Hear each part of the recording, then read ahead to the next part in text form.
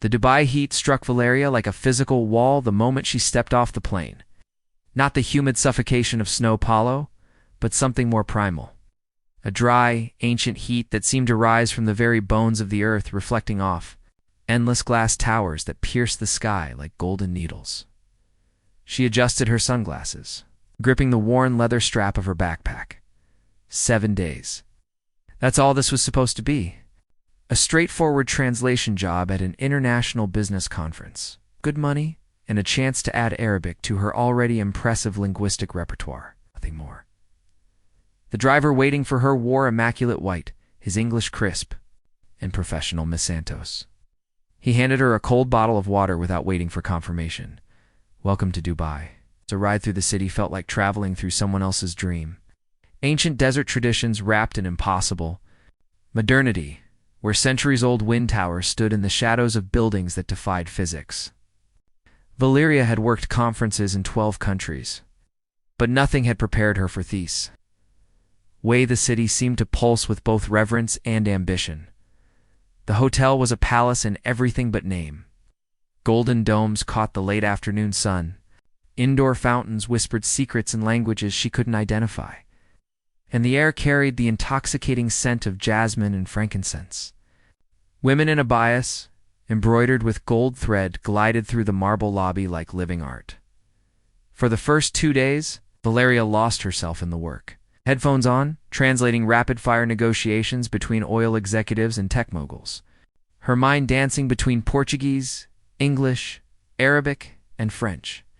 The complexity was intoxicating, very phrase layered with cultural weight, every pause pregnant with unspoken meaning. But she felt watched, obviously not crudely, but with the kind of attention that made her skin prickle. During coffee breaks, conversations would pause when she passed. Eyes would follow her movement across the conference room before politely looking away. On the morning of the 3rd day, she prepared for another round of meetings. A short man in traditional white robes approached her.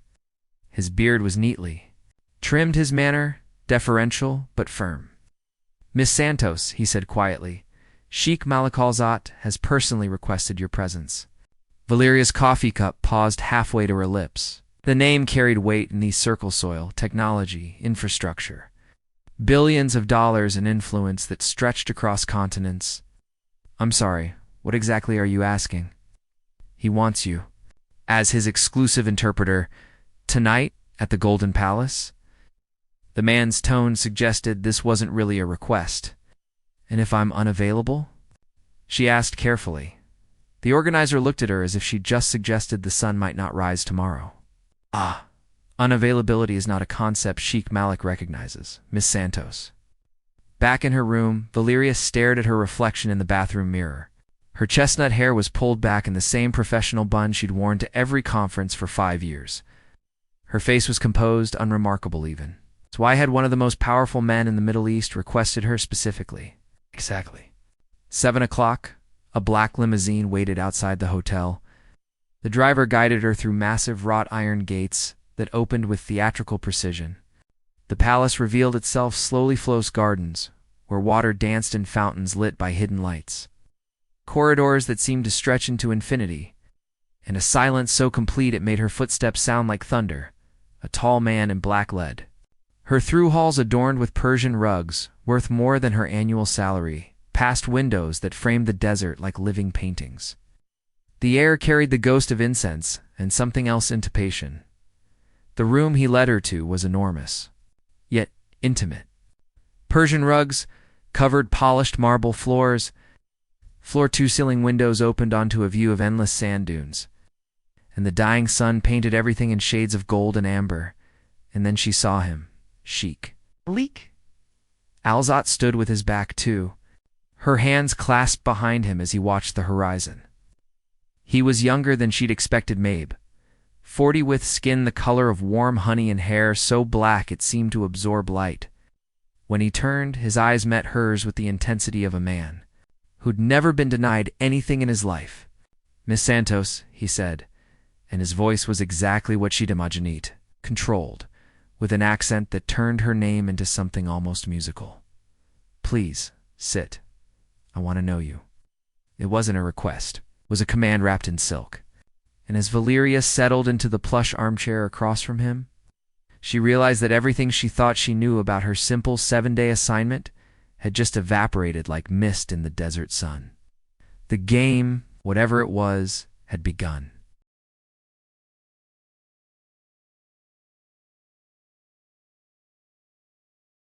"Tell me about yourself," Malik said, settling into the chair across from her with the fluid grace of a predator. The dying light from the windows cast shadows across his face, making his dark eyes appear almost black. Valeria kept her spine straight, her voice steady.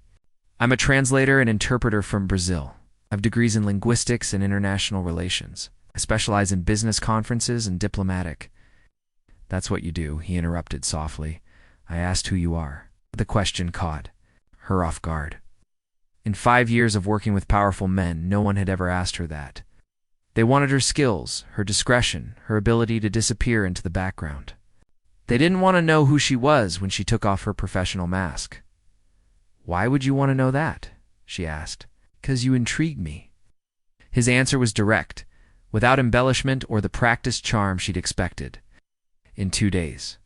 Of watching you work, you've never once deferred unnecessarily, never giggled at inappropriate jokes, never tried to make yourself smaller to fit into a room full of men who expect it." Heat crept up her neck.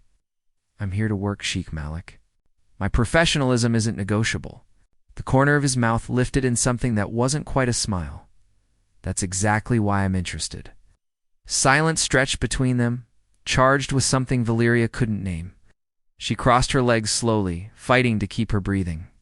Even his gaze wasn't cruda, wasn't undressing her with his eyes. It was worse. He looked like he was trying to read every thought she'd never spoken aloud. "What do you think of my country?" he asked suddenly. She considered lying, giving him the diplomatic answer. Instead, she heard herself being honest. "It's beautiful, intense, sometimes intimidating, but fascinating." She met his eyes directly. "The men here, I'm still learning to understand them. And do you like powerful men, Miss Santos?" The question hung in the air like incense smoke. It lifted an eyebrow, refusing to look away. "I like men who know who they are and respect who I am." This time he did smile, a brief flash of approval that transformed his face entirely. "I have a proposition for you." Her stomach clenched. "I'm listening." "I need you for a longer assignment. 30 days working directly with Metrovel meetings. Private consultations. You'll be compensated at 20 times the conference rate, with full protection and accommodation." The offer was staggering, financially life-changing. But Valeria had learned to distrust offers that seemed too good to be true. "Why me? There are interpreters here with more experience. Better connections, none of them have steel in their voice when they tell me no." "I haven't told you no yet." His eyes glittered with something between amusement and challenge. "But you're thinking about it." Most people in this room would have already agreed without asking questions. She stood slowly, pacing to the window. The desert stretched endlessly beyond the glass, painted in shades of rose and gold by the setting sun. Behind her, she could feel his attention like heat against her back. "What exactly would this assignment entail?" she asked, without turning around. "You'd work as my personal interpreter and assistant, international meetings, site visits, private negotiations. Nothing that would compromise your principles." Slight pause before principles made her turn, and personally. "I don't mix business with pleasure unless both parties agree," he said calmly. "But I won't pretend. I'm not interested in knowing more about the woman who walked into my palace and didn't immediately try to impress me." Valeria's heart hammered against her ribs. "You're very direct. I've found it saves time." He rose from his chair, moving closer until she could smell his colander something, woody and complex, that made her think of cedar forests and desert nights. "The question is whether you can handle that level of honesty." "From you or from myself?" "Both." She looked up at him, studying the strong line of his jaw, the intelligence in his dark eyes. Dode himself like a man who'd never had to prove his worth to anyone. "If I accept, I want clear boundaries, professional respect, the ability to leave if the arrangement doesn't work." "Agreed." He extended his hand. "Do we have a deal, Miss Santos?" Valeria stared at his outstretched hand for a long moment. Everything logical told her to politely decline, finish her conference assignment, and fly back to the familiar chaos of São Paulo. But something to tear a part of herself she'd kept carefully locked away whispered that this might be the most important decision of her life. She took his hand. His palm was warm, calloused despite his wealth, and his grip was firm without being possessive. "We have a deal," she said. "Excellent." Didn't release her hand immediately. "Your first assignment begins tomorrow. I'll have someone collect you at 8. "For what?" His smile was enigmatic. "You'll see." As the limousine carried her back through the glittering city, Valeria pressed her palms against the cool leather seats and tried to ignore the voice in her head telling her she'd just agreed to something far more dangerous than a simple business arrangement. In the distance, the lights of the Golden Palace glowed against the desert sky like a beacon or a warning. Valeria didn't sleep that night. She sat by her hotel window, watching the city's lights blur into abstract patterns. While Malik's words echoed in her mind, "None of them have steel in their voice when they tell me no." At exactly 8 o'clock, a different car waited for Heron-armored Mercedes with tinted windows. The driver, a woman this time, handed her a small package without explanation. Inside was a modest abaya in deep navy blue, with delicate silver embroidery at the cuffs. For today's meeting, the driver explained in accented English. The governor of Ras Al Khaimah is traditional. The province lay 2 hours outside Dubai, a landscape where ancient desert met ambitious development. Date palms lined irrigation channels that had existed for centuries, while solar farms stretched toward mountains that looked carved from rust-colored stone.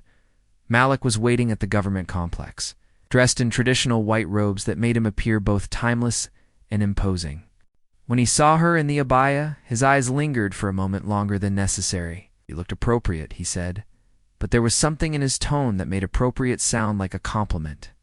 Governor Hassan al-Maktoum was exactly what Valeria had expected: an older man with calculating eyes and a handshake that barely acknowledged her presence. Throughout the meeting, he addressed all his questions to Malik. Even when requesting clarification on points she'd translated, he distrusts foreign women, Malik murmured during a brief recess, speaking low enough that only she could hear, especially those who speak their minds. "Good thing I barely opened my mouth," Valeria replied. "That was intentional. You're learning to read the room." The negotiation concerned water rights, a complex web of traditional claims, modern engineering, and environmental concerns that required her to translate not just words, but entire cultural concepts. When the governor finally addressed her directly, it was with a question designed to test her knowledge of Islamic law regarding resource allocation. Valyria answered in perfect Arabic, referencing specific Quranic principles, while carefully avoiding any interpretation that might offend. The room fell silent. Even Malik looked surprised. Governor al-Maktoum leaned back in his chair, studying her with new interest. When he spoke again, it was with grudging respect. On the drive back, the desert stretched endlessly on both sides of the highway, painted in shades of amber and rose by the late afternoon sun. "You didn't tell me you spoke Arabic that fluently?" Malik said. "You didn't ask." Valeria adjusted the unfamiliar weight of the abaya's fabric. "I studied it at university, but I've never had the chance to use it professionally." "Why not?" She was quiet for a moment, watching the landscape blur past. "In Brazil, Arabic speakers are usually men. Conference organizers assume I'm not qualified for those assignments." "Their loss," he said simply. "My gain." "What?" Something in his tone made her look at him. He was studying her profile with an intensity that made her skin warm despite the car's air conditioning. "The governor wants to continue negotiations next week," he said. "In his private residence, he specifically requested that you return as my interpreter." "That's unexpected. You impressed him?" "That's not easy to do." Malik's fingers drummed against his knee. "There's something else. He's invited us to stay for dinner afterward. It's traditional hospitality, but it's also a test. A kinda test how well you understand our customs, how you handle yourself in a more intimate setting." His dark eyes met hers. How you handle being the only woman in a room full of men who aren't used to being challenged by someone they can't control? Valeria felt a familiar spark of defiance. Are you warning me or preparing me? Both. That evening, Malik invited her to dine with him in a smaller room at the palace. It wasn't quite personally discussed the day's negotiations, upcoming meetings, cultural nuances she'd need to navigate. But the atmosphere felt different. The room was lit by soft lamps, the table low in traditional style, requiring them to sit on embroidered cushions on the floor. For the first time, she saw Malik without his formal attire, wore simple robes in cream-colored linen, his feet bare, his hair slightly mussed-ed. He seemed more human somehow, less untouchable. "You're adapting faster than I expected," he said, serving her from dishes that appeared to have been prepared by a world-class chef. "Most Western women find our customs restrictive." Valeria admitted, tasting something that might have been lamb with saffron and rose petals. "But I'm not here to judge. I'm here to understand." "And what do you understand so far?" She considered the question while they ate in comfortable silence. Outside, night had fallen over the desert with the suddenness of a curtain drop. The air, through the open windows, carried the scent of jasmine and something wilder's smell of sand and stars in infinite space. "I understand that everything here has layers," she said finally. "What people say, what they mean, what they can't say because of tradition or politics or pride. It's like translating poetry with literal meaning is just the beginning." Malik set down his cup of Arabic coffee, studying her face in the lamplight. "You see more than most people bother to look for. It's necessary in my work." "Is it necessary?" "For you personally," the question was quietly asked, but it felt like a challenge. Valeria met his gaze, aware that they'd crossed some invisible line from professional to personal, from interpreter and client to simply a man and woman sharing a meal in a room filled with shadows and unspoken possibilities. "I don't know," she answered honestly. "I've never really tried to find out." Something shifted in his expression, surprise, perhaps, or recognition. "Neither have I," he said quietly. The admission hung between them like a bridge neither was quite ready to cross. Outside, the desert wind whispered against the windows, carrying the promise of storms and secrets yet to be revealed as the driver took her back to the hotel later that night. Valeria touched her lips where the taste of Arabic coffee still lingered, and wondered what she was really translating now languages, for the unspoken conversation growing between her and a man who was supposed to be just another assignment. The call came at 3 in the morning on her 10th day in Dubai. Valeria fumbled for her phone, heart hammering as Malik's voice cut through the darkness. "There's been an incident. I need you at the palace immediately." The car that arrived 15 minutes later moved through empty streets with urgent purpose. At the palace, she found controlled Kawa security personnel speaking in rapid Arabic, staff moving with the kind of efficiency that suggested they'd dealt with crises before. Malik waited in his private study, still dressed in the clothes he'd worn to yesterday's board meeting. His hair was disheveled, his usually perfect composure cracked around the edges. "What happened?" Valeria asked. "My younger brother Rashid was arrested in London 3 hours ago." His voice was steady, but she could see the tension in the set of his shoulders. "Drug possession. The British tabloids will have the story by morning." Valeria sank into the chair across from his desk. She'd met Rashid, briefly charming, reckless, carrying the particular arrogance that came from being the spare heir to a fortune he'd never really had to earn. "How bad is it?" "Bad enough." Malik rubbed his temples. "The family council meets in 6 hours. They're going to demand accountability, possibly even a change in succession. Can they do that?" "Technically, yes. Our business interests are structured as a traditional partnership. If enough of the council loses confidence in my leadership," he didn't finish the sentence. Valeria studied his face in the lamplight. This was the first time she'd seen him truly vulnerable. The first crack in the armor of absolute certainty he wore like a second skin. "What do you need me to do?" "The meeting will be conducted in Arabic, but there will be nuances, references to family history and business precedents that I need you to catch." Some of the older members will try to use linguistic complexity to obscure their real intentions. You want me to spy on your own family? I want you to help me understand what I'm really fighting. His dark eyes met hers. This isn't just about Rashid's mistakes. There are people who've been waiting for an excuse to challenge my authority. The family council meeting was unlike anything Valeria had ever witnessed. 12 men in traditional robes, their faces carved from disappointment and barely contained fury.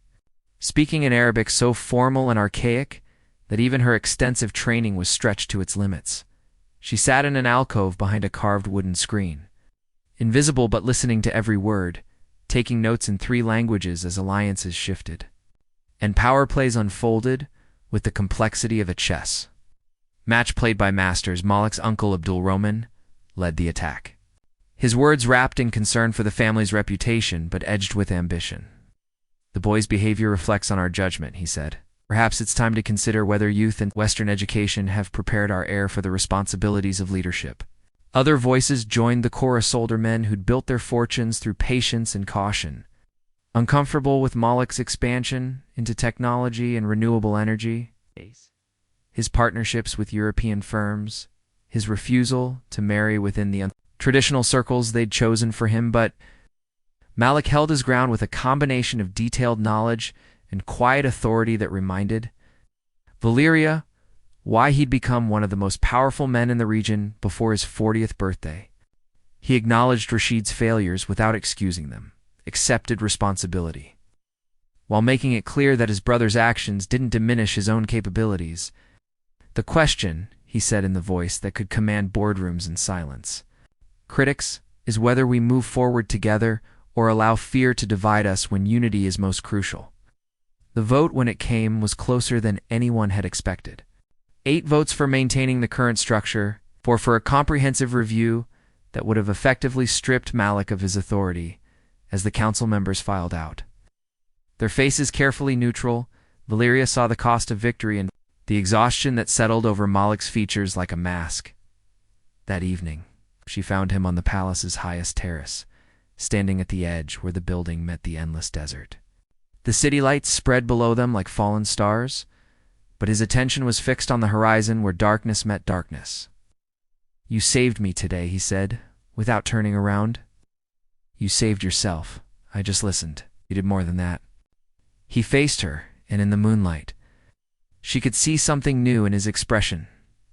Just gratitude, but recognition of a trust that had been tested and proven. Abdul Rahman was speaking in classical Arabic, using historical references to suggest that my Western partnerships compromise our traditional values. Without your notes, I wouldn't have caught the full extent of his argument. Valeria moved to stand beside him at the terrace's edge. Will they try again? Probably. Power struggles in families like mine don't end with a single vote. He was quiet for a moment. My father built this empire by being ruthless when necessary and generous when possible. I've tried to add innovation to that formula, but innovation requires risk, and risk makes people nervous. Is that why you're not married? The question slipped out before she could stop it. Malik turned to look at her, surprise flickering across his features. Among other reasons, such as the fact that every woman my family considers suitable sees me as a title to acquire, rather than a person to know. His smile was rueful. Present company accepted. The admission hung between them in the desert air, laden with implications neither had acknowledged until now. Valeria felt her careful professional boundaries wavering like heat mirages. "Malik, I know," he said quietly. "This complicates everything. I should go back to the hotel." "You should." But neither of them moved. The wind picked up, carrying the scent of sand and night-blooming jasmine. In the distance, the lights of Dubai pulsed like a living thing. But here, on this terrace suspended between earth and sky, Valeria felt like they were the only 2 people in the world. "What happens now?" she asked. "Now we pretend that everything is exactly as it was before." Malik's voice was steady, but when he looked at her, she saw the same conflict in his eyes that was tearing at her chest. "Because the alternative is too dangerous for both of us." But as she finally turned to go, his hand caught hers briefly. "Just long enough for her to feel the warmth of his palm, the slight tremor that proved he wasn't as controlled as he appeared. "Valeria," he said, and her name and his voice sounded like a prayer and a confession all at once. She squeezed his hand once, then pulled away, walking toward the car that would take her back to the hotel, and the fiction that this was still just a professional arrangement. Behind her, she could feel him watching until the palace disappeared from view. And she knew with absolute certainty that everything between them had just changed irrevocably.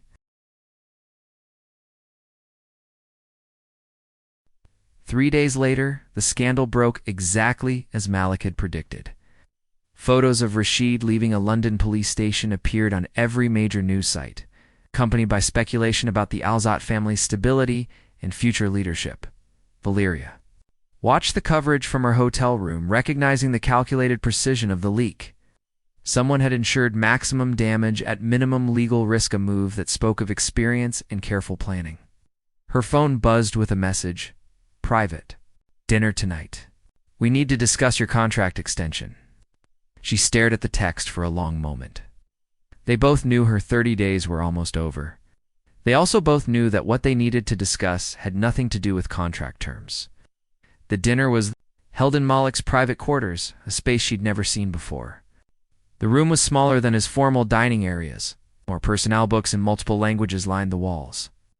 Family photos sat on side tables, and the furniture showed signs of actual use rather than ceremonial display. He'd prepared the meal. Himself, she realized with surprise, simple dishes that filled the room with the scents of cardamom and rose water, served on plates that looked like family heirlooms rather than palace china. "You cook?" she said, settling onto the cushions across. From him, my mother insisted all her sons learn. His smile was softer than usual.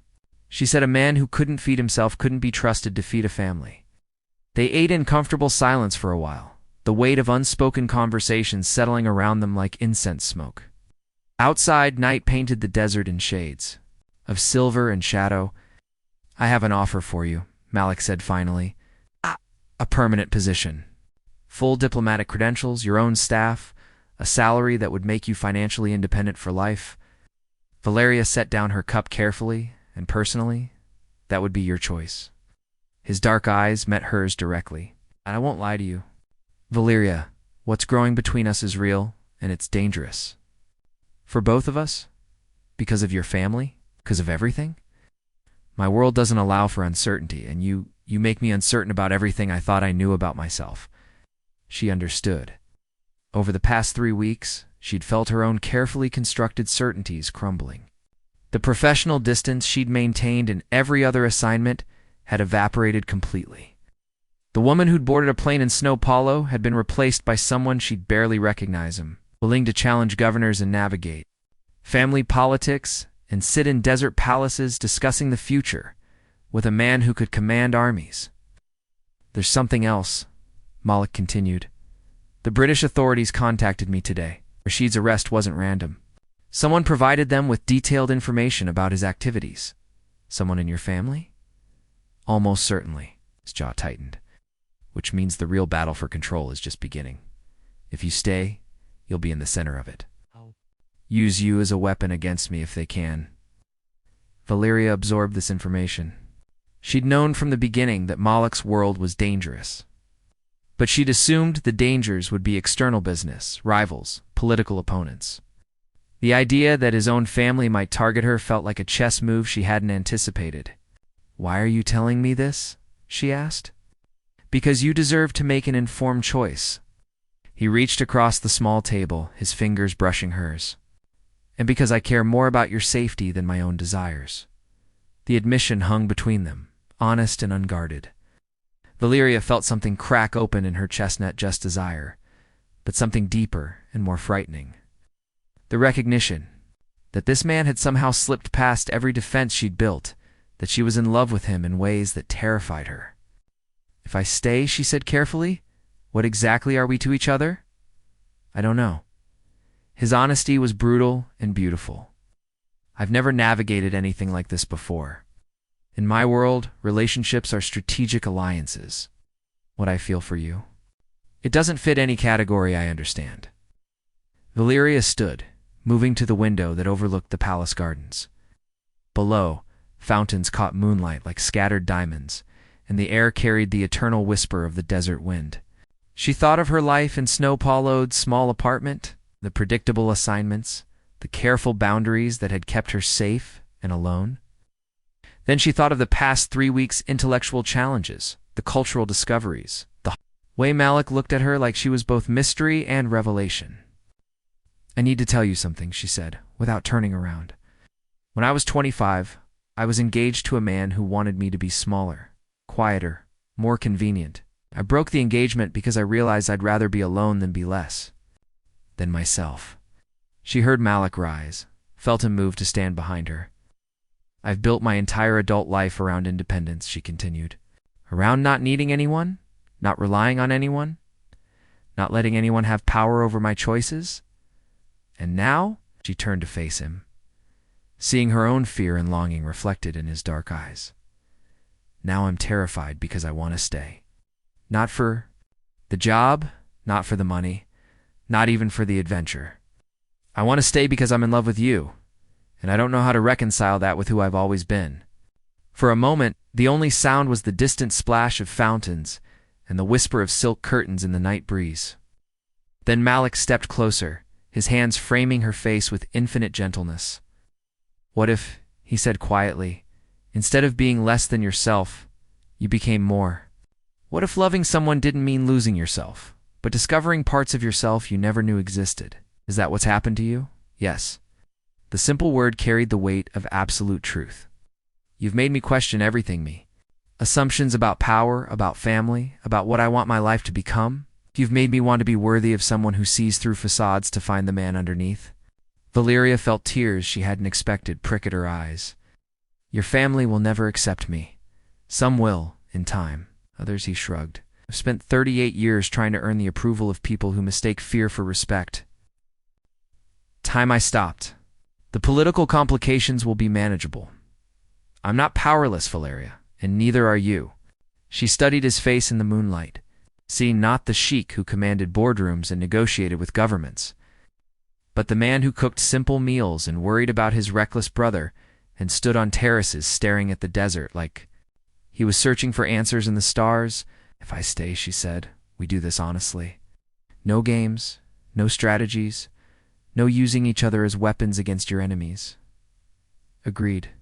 "And if it doesn't work, if we discover we want different things, end it cleanly. No drama, no public battles." "Agreed." His thumbs traced the line of her cheekbones. "What else?" Valeria smiled despite the gravity of the moment. "I want to learn to ride horses, and I want you to teach me to cook properly. And I want to understand poetry in Arabic, not just business contracts. I can arrange all of that." His smile matched hers. "Anything else? Kiss me," she whispered, "before I lose my nerve completely." He did, and it was nothing like she'd imagined. Not desperate or demanding, but reverent, like he was memorizing the taste of her lips, the feel of her breath against his skin. When they finally broke apart, Valeria felt like she was seeing the world through new eyes. "So," Malik said, his forehead resting against hers, "is that a yes to the permanent position?" "That's a yes to everything," she replied. "The job, to the complications, to discovering who we become when we stop being afraid of wanting something. That doesn't fit the plans we made when we were younger and more careful. No regrets?" Valeria looked around the room that would become familiar, at the man who would challenge and change her in ways she couldn't yet imagine, at the life spreading out before them like an uncharted desert full of dangers and wonders. "Ask me in 50 years," she said. Outside, the desert wind carried the scent of jasmine and possibility, and the stars watched as two people who'd spent their lives building walls around their hearts finally decided to build something together.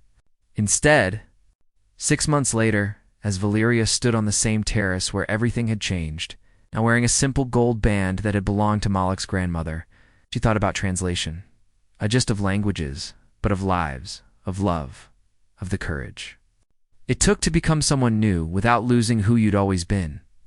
The desert stretched endlessly before them, beautiful and dangerous and full of promise. and she knew with absolute certainty that she was exactly where she belonged. The end.